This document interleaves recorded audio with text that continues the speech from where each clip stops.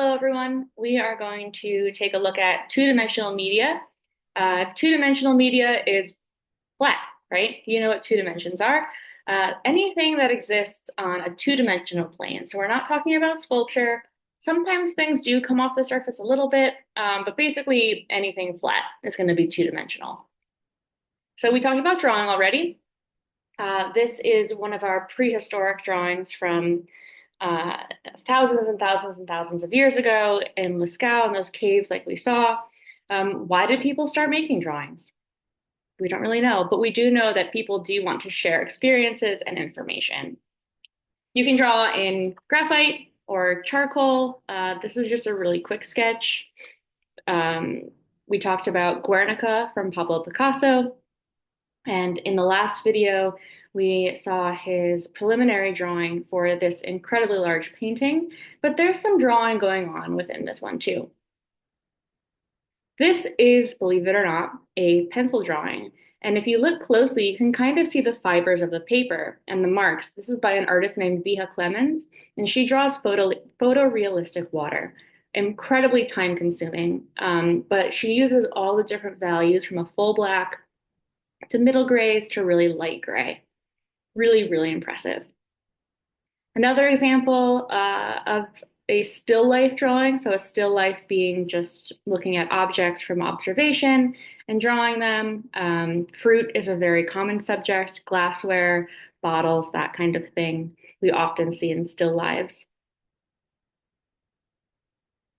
Contour drawing, contour is basically just the outline of something. What is just the exterior shape? Not really any detail within the object, but just getting down that exterior shape. We almost always start with a contour drawing when we're starting to work on something. Metal point and silver point. Metal point and silver point are exactly what they sound like.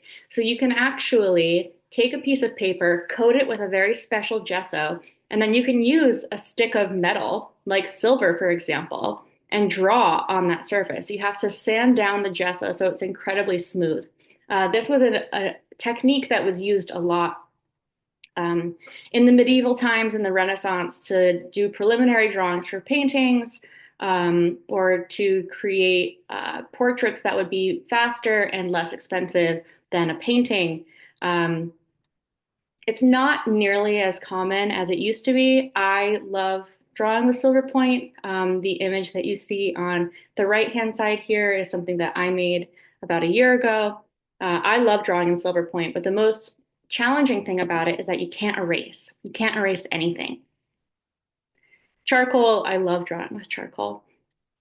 Charcoal, you are probably familiar with. Charcoal is literally just like a burnt piece of wood or stick or twig, but it can be used in such beautiful ways and blended really nicely. The image on the left here, you have more going on than just charcoal, but you can see that there's some other drawing materials being used, and the color of that paper is a little bit more sepia. But you can get really beautifully blended areas, and it gets really, really dark black, which is really nice. This is actually a crayon and graphite drawing. Crayons you are familiar with. They're very waxy and sometimes they can be hard to blend, but if you go easy and light, you can often blend those colors pretty well. Crayons are nice because the color in them, the pigment in them is so dense and vibrant that you can get a really, really nice full-fledged drawing with them. The black here is probably a lot of crayon to get that really nice dense black. Chalk and crayon. So crayon, again, is kind of waxy, and then chalk, we're all familiar with sidewalk chalk, but you can buy artist chalk that are different levels of compressed. So sidewalk chalk is pretty loose, like charcoal is. Um, but it's really nice because it blends a little bit differently. It feels different on the page than a graphite pencil or a charcoal pencil does. And it also comes in a wide variety of colors. Chalk here. Conti crayon is a lot like compressed chalk. It comes in a wide variety of colors. We are uh, most likely to see it used in like the sepia tones, but it does come in other colors. If you haven't played around with Conti Crayon, I suggest that you try it. Conti Crayon kind of blurs the line between charcoal and pastel. So it has all the color to it and it blends really nicely, but pastels, you can have oil-based pastels, you can have dry pastels. Pastels are kind of like that middle ground between painting and drawing as well. You get these really nice colors and you can blend, but you can still see marks being made. You can use different tools to blend everything together. And then you still have this kind of like texture drawing in the background of this image specifically, where you can see the texture of the paper. Pen and ink. When people say pen and ink, a lot of times it's only pen, but here you can see that there was also some brushwork. So even though this would have been done with a brush, it's still considered drawing because of the medium that it's in.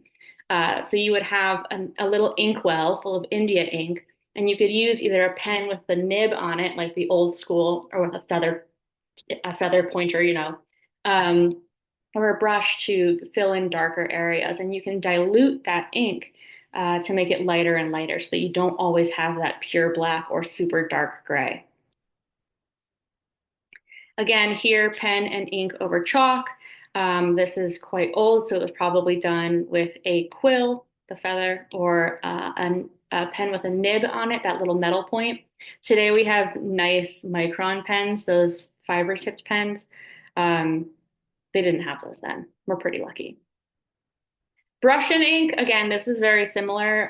We do see a lot of this going into calligraphy and in Asian cultures, all of their characters really beautifully written. Again, this would be considered drawing and not painting because of the medium that they're working in.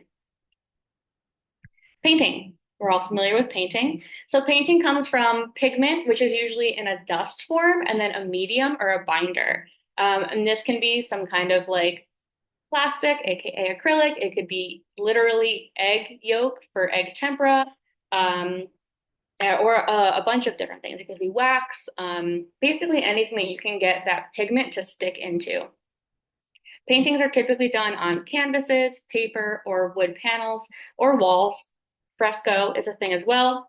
And a lot of them do require a undercoating of gesso to either remove the texture of the surface that you're working on or to prep it so that the binder or the material that the pigment is in will actually stick to that surface. Encaustic is a mix of wax and resin, like you see here. You heat it all up, and oftentimes it is like poured, and it's really beautiful.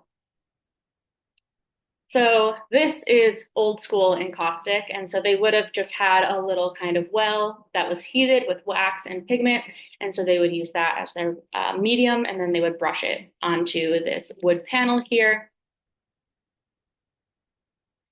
This is a painting by Jasper Johns. You can see all of the numbers going around here. Jasper Johns is a more modern American artist. He really liked repetition and studying and big, bright colors. Fresco. Fresco is a medium that they used a lot during the Renaissance in Europe. We still see it today in large buildings.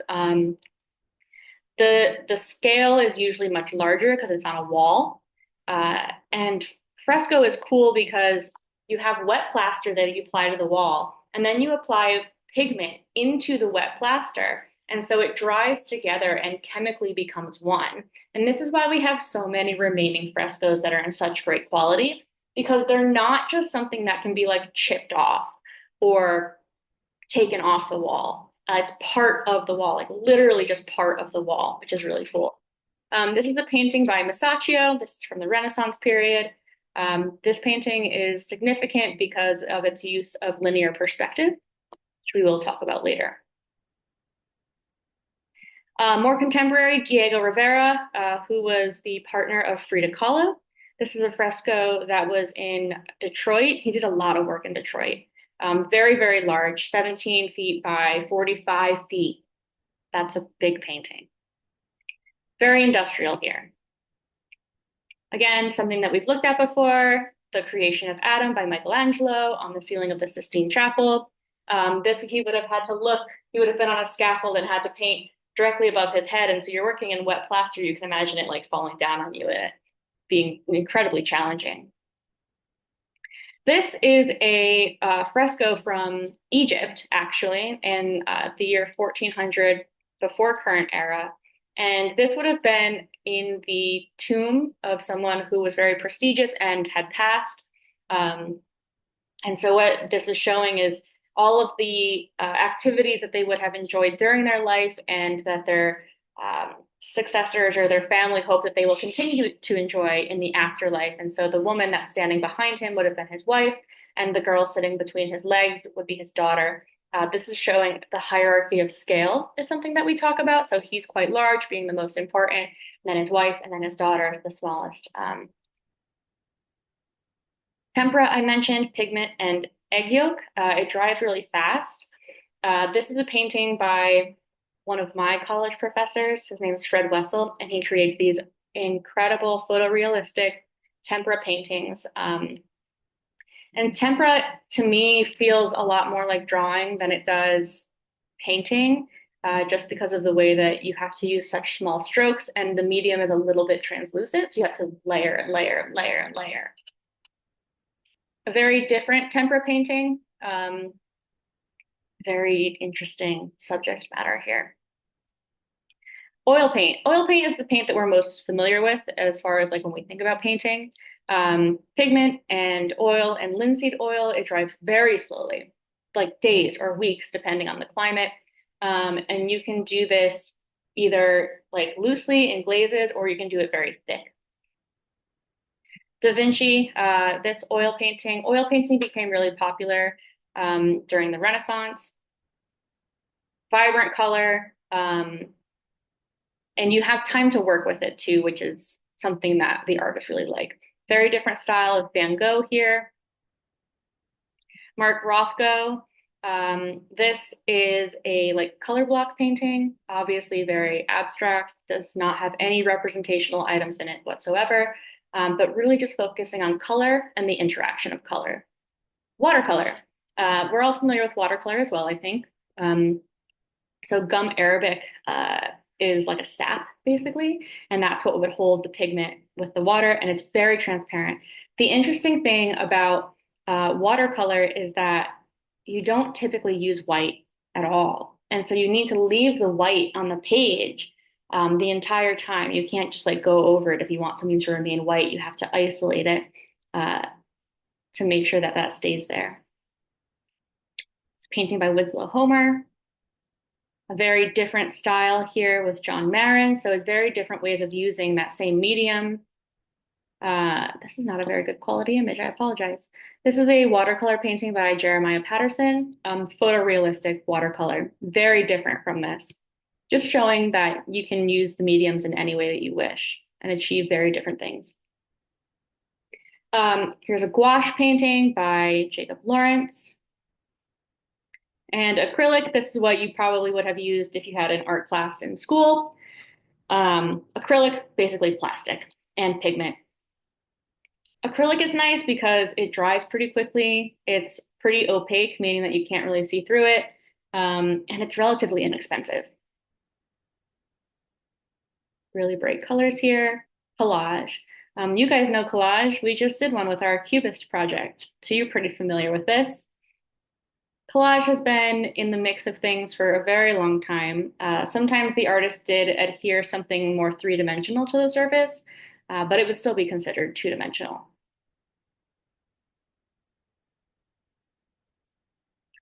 Prints. I am a printmaker, so this is my wheelhouse. I love printmaking.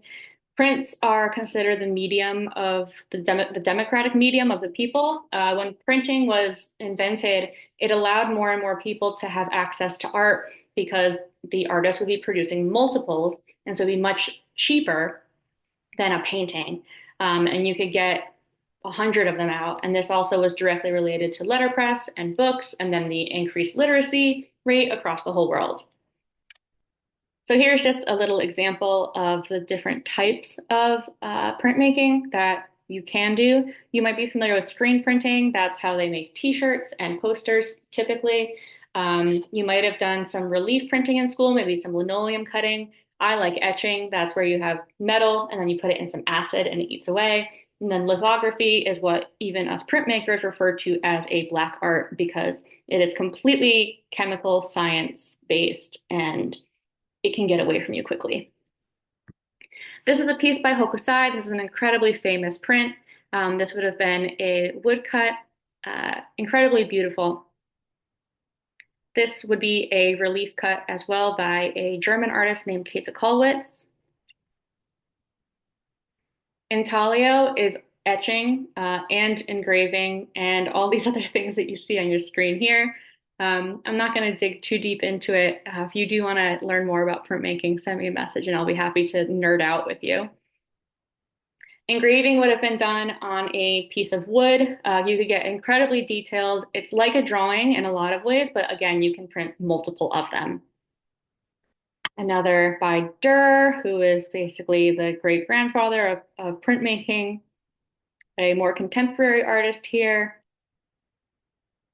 An etching by Rembrandt. So etching is very close to engraving. Again, very line based. And density of the line going over and over and over and over is something that etchers use a lot.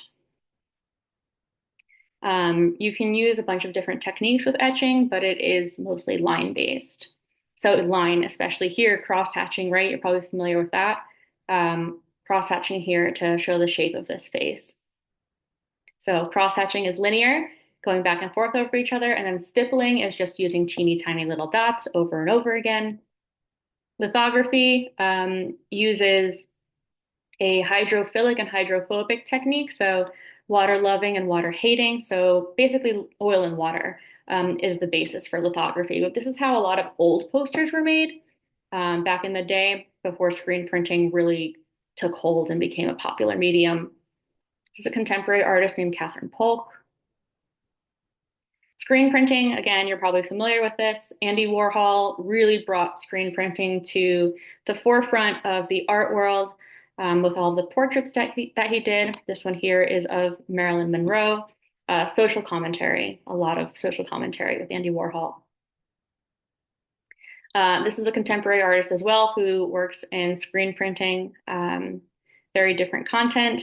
Monotype. Monotype is it's a printing process, but only because you like take the paper, you have the substrate, you take the paper, whoop, bring it up, but there's no like engraving or cutting involved. So there's only one that results from that. And these can be very painterly. Painters love making monotypes. And photography to finish this off. Photography has come a long way in the last 120 years, and I think that we're all pretty familiar with it because we have a camera in our pocket. But older photography, this would be an example of a daguerreotype. So this would have been on a metal plate. And then darkroom photography was also quite popular.